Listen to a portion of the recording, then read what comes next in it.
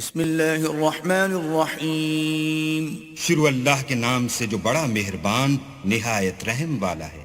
اقرأ باسم ربک الذی خلق خلق الانسان من علق اقرأ وربک الاکرم۔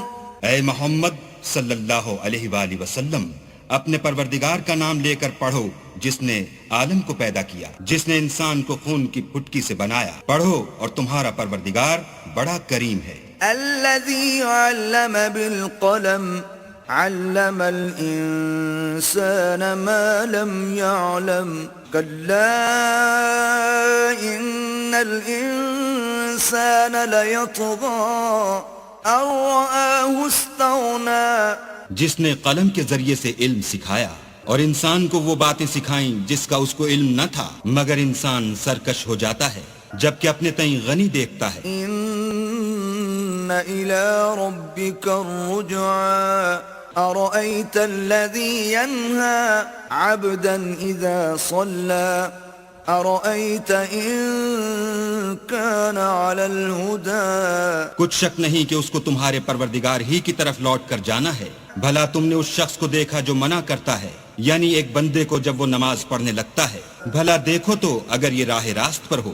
او امر بالتقوى ارأيت ان كذب وتولى الم يعلم بان الله يرى كلا لئن لم ينته لنسفعا بالناصية۔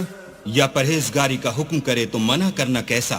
اور دیکھ تو اگر اس نے دین حق کو جھٹلایا اور اس سے منہ موڑا تو کیا ہوا؟ کیا اس کو معلوم نہیں کہ اللہ دیکھ رہا ہے؟ دیکھو اگر وہ باز نہ آئے گا تو ہم اس کی پیشانی کے بال پکڑ کر گھسیٹیں گے۔